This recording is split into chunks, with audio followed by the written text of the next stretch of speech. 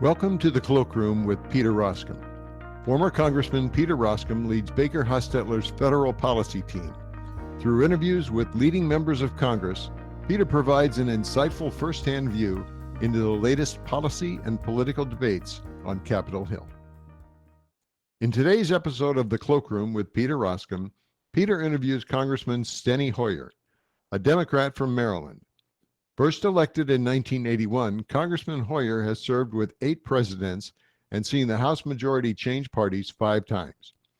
Peter and Congressman Hoyer talk about the institution of Congress, how it's changed in recent years, and ways to ease the partisan gridlock that has largely seized Capitol Hill. Let's listen in to the Cloakroom with Peter Roskam. I sat down with Congressman Steny Hoyer in his office for his perspective on today's Congress.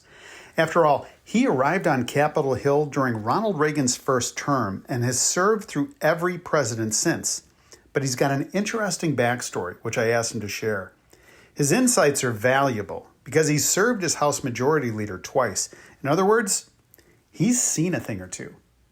Congressman Steny Hoyer, thank you for your hospitality and for working us in on a busy day today. I really appreciate your time. I was reviewing your resume last night, as you could expect that I would. And one of the things that impressed me was how quickly you got into public life as a very young man, coming right out of law school and winning your first seat in the Maryland Senate. What was it that prompted you to get at this so aggressively, so early? Well, Peter, I've got a corny story that I'll tell you. It's a good story, but it's a little bit corny.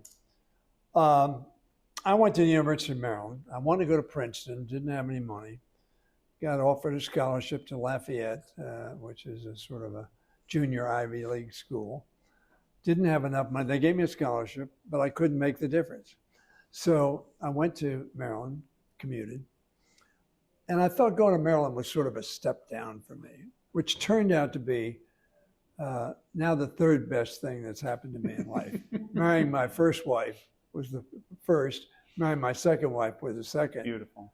But I did poorly. I was an 18-year-old kid, didn't have it together. And I tell this story both to 18-year-olds who weren't doing so well and to their parents. So I made a 1.7 my first semester. I thought that was pretty good, so I rested and got a 1.0 my second semester. My third semester, I dropped out. And I was working at CIA from 3:30 to 12 at night. And the fourth semester, which should have been my second sophomore semester, I went back and I told myself, look, if you're going to make anything of yourself, you better start settling down. But I still didn't really have it together. And then we had a spring convocation in late March or early April of 1959. And classes were off from 11 to 1.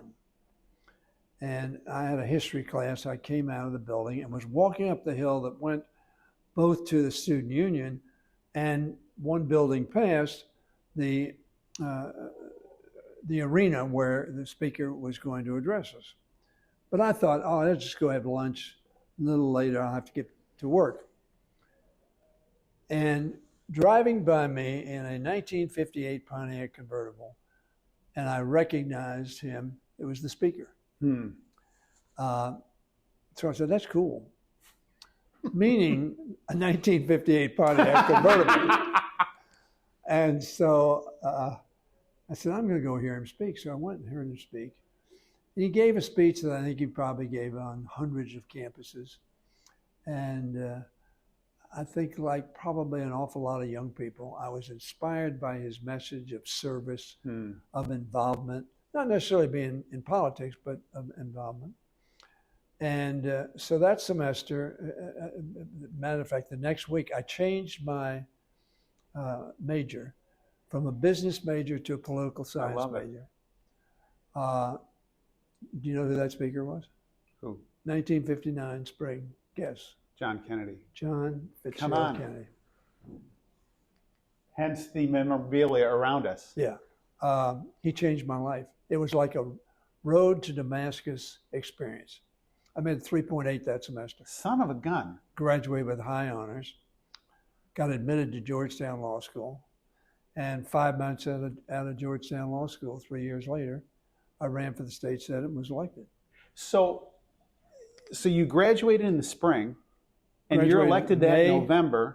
How did you do that? I mean, how do you put a campaign together like that? That's remarkable. Well, I ran on a ticket with a guy from my county who was one of my predecessors. Okay. Who'd been but he was an at-large member of Congress, because when they did redistricting, they were having trouble. So they had one at-large member, and he was the at-large member. His name was Carlton Sickles. And he was running against the sort of establishment candidate, a guy named Tom Finan, whose son was a very close friend of mine, and he was a good friend of mine. But I turned the Sickles campaign down twice. I said I wanted to run for the House of Delegates. He said, no, we want you to run for the state senate. I had no money. My family had never been in politics. I was living, I was married. We'd had our first child in 1964. My wife was a teacher. And as you heard, by that time, I was working for a United States Senator whose name was Daniel Brewster from our state. And so the third time they asked me, they said, look, we really want you involved, and we'll give you resources, etc. And you don't believe people when they recruit you and say you're going to do that. That's for sure. Because I learned that lesson very early. Sure. Yeah. But it was a state senate district. It's about 250,000 people. And the advantage I had, I'd just gotten out of law school, just gotten out of University of Maryland 3 years before that, and had gone to high school in the district in which I was running, which meant I had a lot of young people I could involve in a campaign. Sure. So we knocked on doors, July, September. It was a September primary. So July, August, and September, about 70 days, we knocked on 25,000 doors. We knocked on every door. This is 1966. You had no computer printout saying X is a Democrat, or X voted, or whatever. So we just knocked on every door. It was a suburban, and in some parts of it, pretty densely populated, so you could do a lot. And we did 6 days a week, from 10 o'clock in the morning till 6:30, 7, if we had an event, or till dark. Yeah. And I spent $8,000 total, primary and general. Son of a We didn't have any money. Unbelievable. Now, $8,000 was a lot more than it is today, but nevertheless, to think, go run for the state senate and spend $8,000, people and would you think put it you're together, crazy. just basically exploded with energy. With energy. And I came downtown, and the buses that are filled up by federal employees here that were going to that district, I'd shake their hands at 11. Here, as they're going out. Yeah. Oh, that's good. And give them a piece of paper so they could read it on the, and we did that, not so much on the coming, because it was more dispersed at that time, and you kind of had to wait for the bus, and also, but when they were leaving, they were all lined up. So you give it to them as they were going on the bus. Well, you had to be a natural, because within a couple of terms, you were elected president of the state senate, the youngest person in Maryland history to do that. And timing is so important. Now, timing and talent. I mean, you've got to be talent, but you've also got to be lucky in terms of timing. That the president of the Senate was a guy named Bill James. For the first 8 years I was there, 4-year terms, first 8 years, and he decided to leave. And I was at that point in time chairman of my delegation that had 4 other senators, 5. So we were one of the largest delegations. And so, and they all supported me. And had a lot of other younger members supporting me. It was timing. Now, you're right. I mean, you have to be able to take advantage of what timing offers you. But if he decided to stay, I would not have been president. Right. So you showed up here in 1981 in a special election. I ran for lieutenant governor with the incumbent governor, acting governor, in 1978. He was a wonderful person and would have been a good governor, but he was not a good candidate. And in Maryland, you run, as you do, president, vice president, paired. So the county we won biggest was mine, but we lost. And so I practiced law for a couple of years. And then my predecessor, a woman named Gladys Spellman, had a cardiac arrest in the October 30th, 1980 parade, Halloween parade. And she went into a coma, and she never got out of the coma. I'm sad that I lived 7.5 years in a coma, sadly for her family and for herself, but it was a strong woman. And so Tip O'Neill declared the seat vacant in January, declared a special election. And so I ran in the special election in 1981, which is essentially a February, so the middle of February to May election, essentially about 10 weeks or less, 6 or 7 weeks for the primary and 6 or 7 weeks for the... So here's what that means. That means you showed up here at the very beginning of Ronald Reagan's first term, and you've served with 7 presidents through Joe Biden, and will surely serve with an 8th. You've also, as I was looking at this last night, because I've got Steny Hoyer on my mind, you've seen the majority flip 5 times, and maybe a 6th. That I did not know, so thank you for... Okay, come on, I'm here all week. Right. So the big question, and you hear this all the time from folks at home, you hear it from all kinds of people. They're hungry to know how do we get back to a pathway in Congress that's more steady, that's more able. I was looking. You worked with George H.W. Bush on the Americans with Disabilities Act. You were deeply involved with that.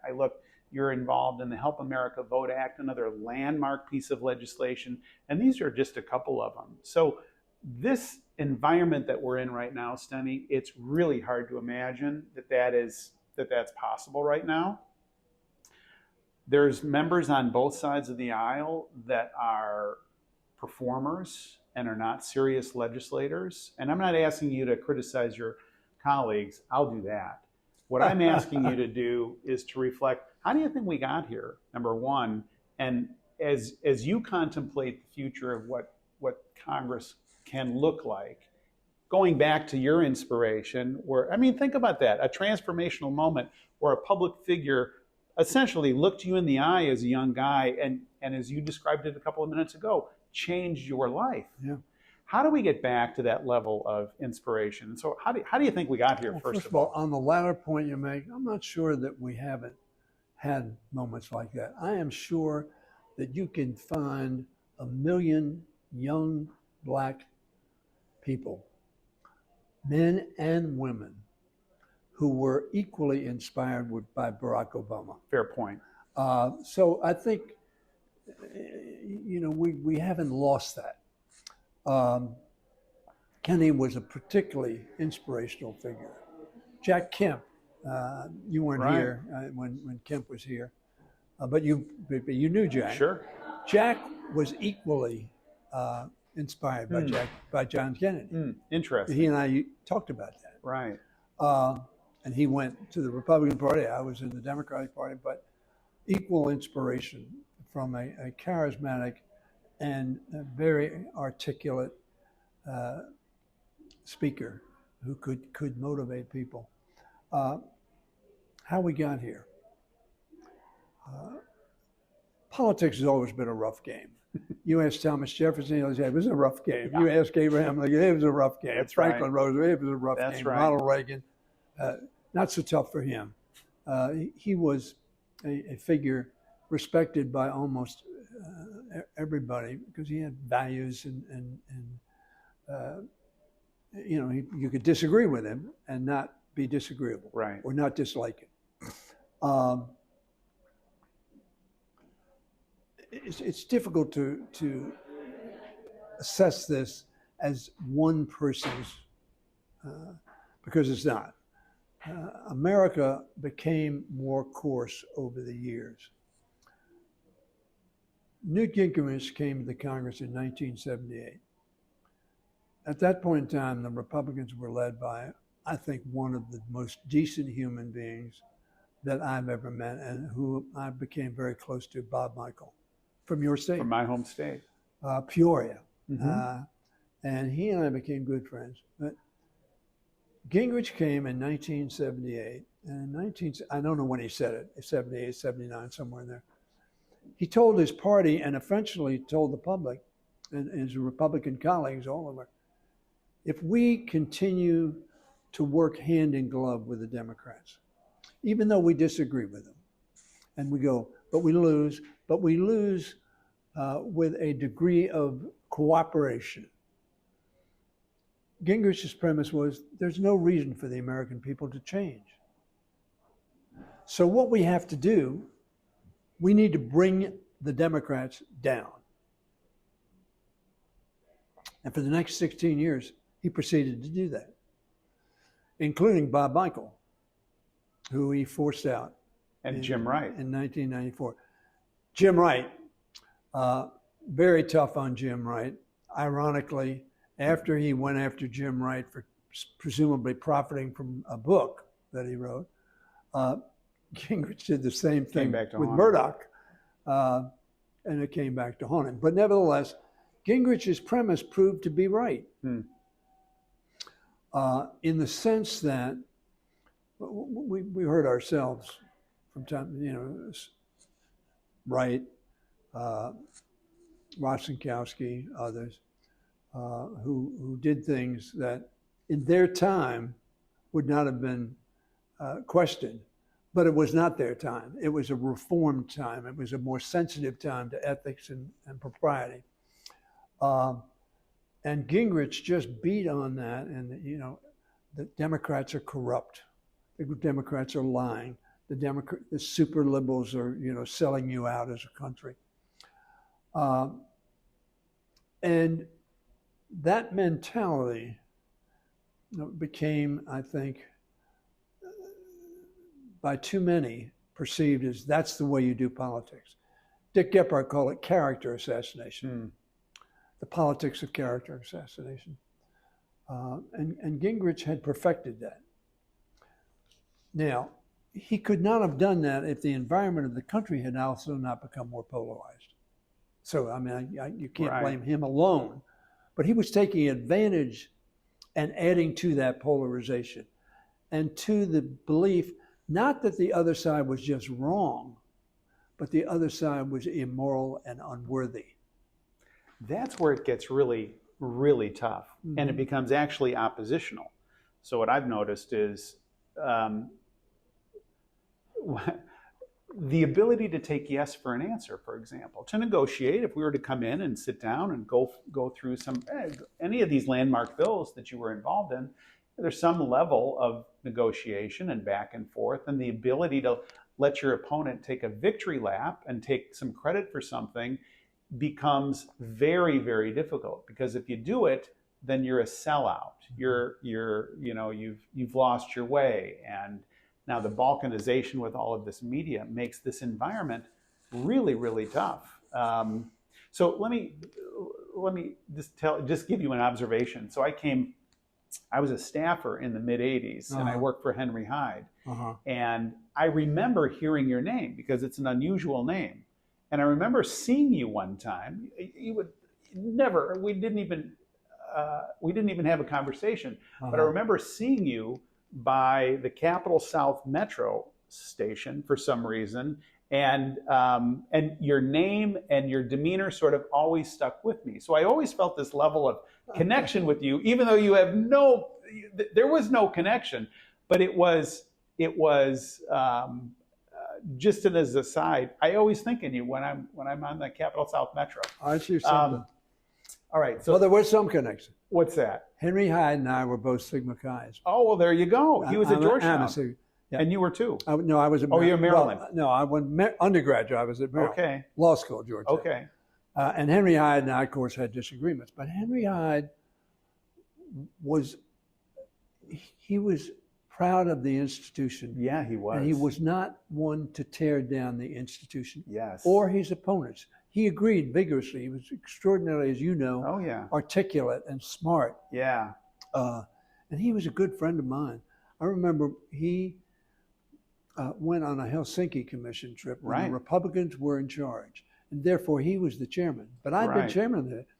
He yielded to me the whole time through. Right. You know, and he couldn't have been more gracious. He was a wonderful human being. Now he was to the right of Bob Michael. Right. But he had the same appreciation for being a member of an organization that had to work together to make America better. When I was interacting with him, because he helped me, he endorsed me, helped me clear a primary field, helped me in the general election and the whole thing. And Steny, I was visiting with him, you know, as a kind of a prelude to the campaign, and it was just the two of us. I'm in his office, it's in the district, and we're talking about Congress, and he looked at me with an urgency in his eyes, and he said, "Peter, this is important work." And then he said it again, "It's important work." And this was not the whimsy of an old man, you know what I mean, or just sort of a throwaway line. He was trying to communicate to his successor how important the institution was and its deep role in history. It was really a grounded person. So you're an institutionalist. And he was. The answer is yes. Yeah. The House, I don't know whether you remember Congressman Natter. Yeah. Who was the chair of the Labor Health Committee, subcommittee. Natter, maybe I'm misstating that. But in any event, who used to get up and he'd say, "This is the people's bill." And his point was, this is about the people, and we are closest to the people. Every 2 years, they have to rehire us. That's right. You know, people talk about, you know, you're here forever. Well, that's because they keep hiring you. Right. That's the only way you stay there. Right. Every 2 years, your contract's up. And what Henry Hyde was saying to you, he knew what I know, that if we had more Peter Roskams in the Congress, we would have a more functional Congress that respected one another from either side of the aisle. Right. And who wanted to achieve results. People ask me, Peter, what's the difference, or some people allege that the Freedom Caucus and the Squad are the same. If that were the case, we would not have been, with a same four-vote majority, been able to accomplish in the 117th Congress extraordinary agenda. Agree or disagree, it was a historical achievement, historic achievement. And it was because the difference is the Freedom Caucus, for the most part, believes in losing, they win. And the fact that we do not accomplish something, they have accomplished, because they believe largely that what you do is bad. The Squad, on the quite contrary, they want to accomplish these. They may want to accomplish it more, faster, differently, but they want to get things done. So we could pass rules. Right. You know, you can't pass rules. Tell me about it. The Republican, Tell me about it. You can't pass any fiscal bill through the House of Representatives. Every time we've done the debt limit, we've done a CR, we've done the omnibus, whatever. All bipartisan. It's all bipartisan. And sometimes we get the majority of Republicans, sometimes we get, 40% of the Republicans. Before we go, let me ask you this. I was on the House floor when the Prime Minister of Israel, Benjamin Netanyahu, was in. I saw you there. You were an enthusiastic supporter at many times as I was observing you. I'm an enthusiastic supporter of Israel. Fair point. He's their leader at this point in time. Fair point. Yeah. Where are we going? What's the state of Israel? play? Yeah, on Israel and kind of everything. Peter, here. I'm a very strong supporter of Israel. I'm telling people, I'm maybe going to give a speech not too long from now. I said in Chicago at the convention at a party that one of the leaders of AIPAC put on. I said, people are talking about a permanent ceasefire. Excuse me. I said, Israel has been waiting for a permanent ceasefire for 76 years. Yes. I think much of the reaction is uninformed reaction to what Israel did in response to October 7th, a horrific act that if done in the United States, we would have lost 40,000 lives, similar proportions. I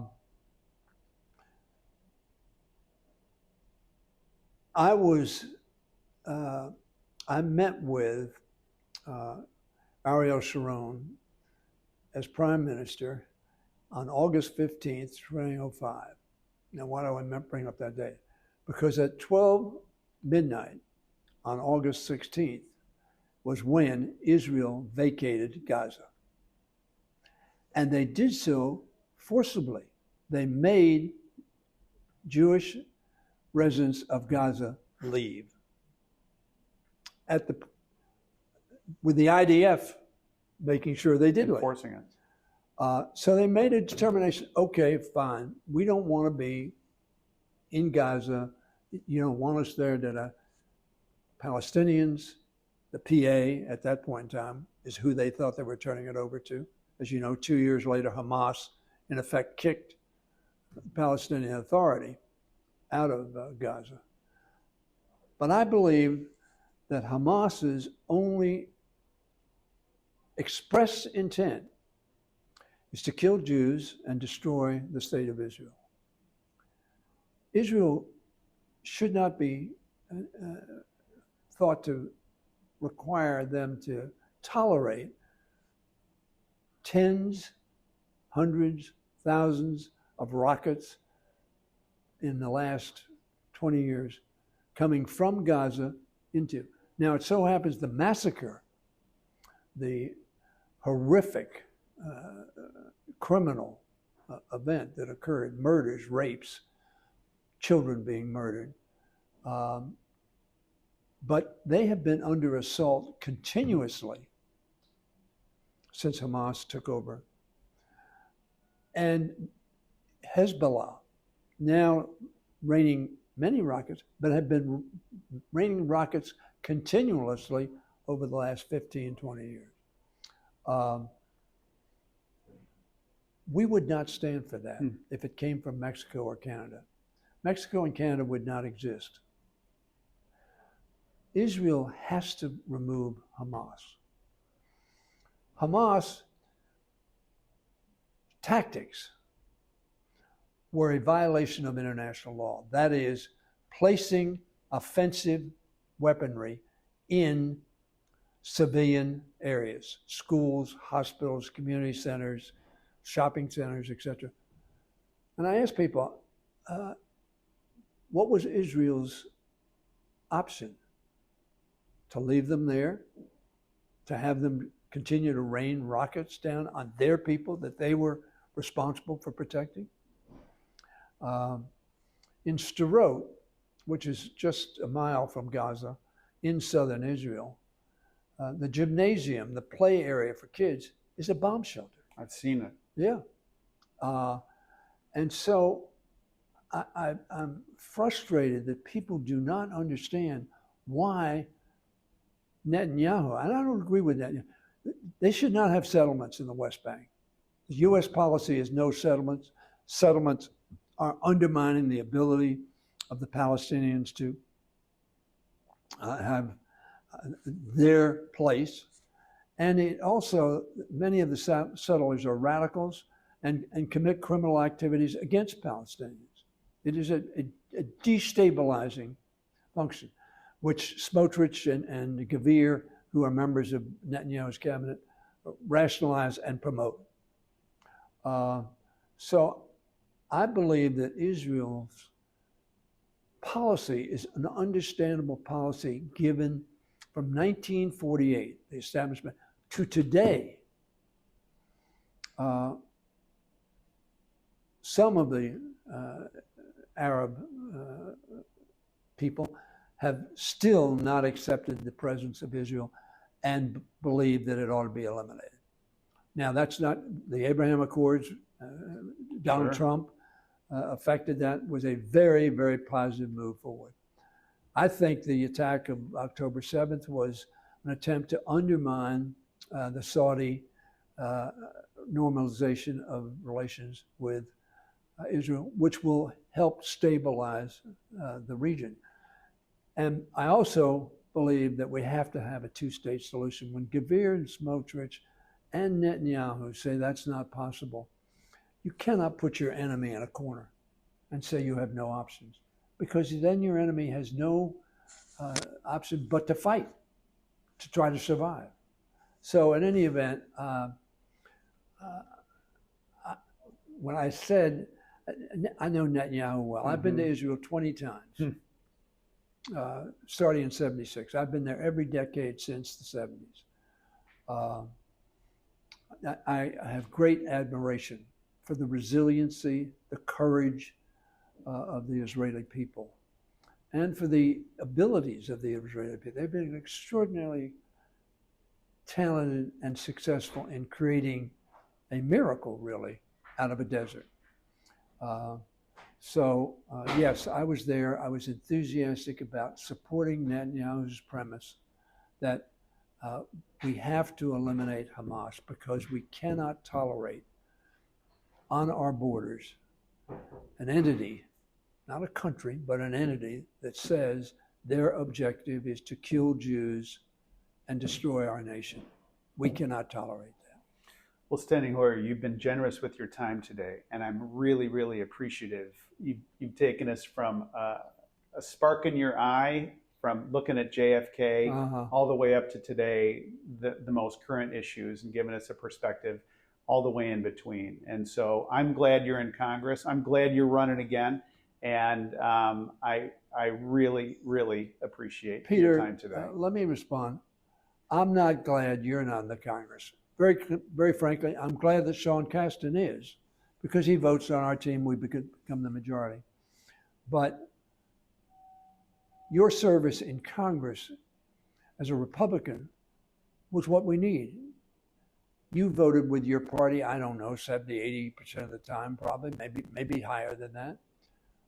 But my perception of you was always somebody who was trying to think of what is in the best interest, not of your party, but of the country and of your people. And we need to have all people in the Congress have that as their central theme. And they can be very, very conservative. Henry Hyde was pretty conservative. Steve Womack, I don't know whether you know Steve. Oh, yeah. Steve and I are very, very close. Jake Elzy from Texas, conservative Republican congressman. We're very close. Why? Because we share the value of trying to reach compromise and move forward. Yeah, that's what it's got to be all about. And I'm sorry you're not with us. Not sorry. I get it. Thank you, Steny. Thank you very much. Great to be with you. Great to be with you, Peter. It. Good luck to you. Thanks for listening. If you've got a suggestion or a comment for me, shoot me an email. And to get the latest episode, please subscribe and share it with your friends. Thank you, Peter and Congressman Hoyer. If you have any questions for Peter, his full contact information is in the show notes. As always, thanks for listening to Baker Hosts and the Cloakroom with Peter Roskam.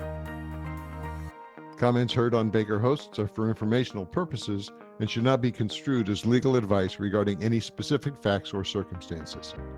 Listeners should not act upon the information provided on Baker Hosts without first consulting with a lawyer directly. The opinions expressed on Baker Hosts are those of participants appearing on the program and do not necessarily reflect those of the firm. For more information about our practices and experience, please visit bakerlaw.com.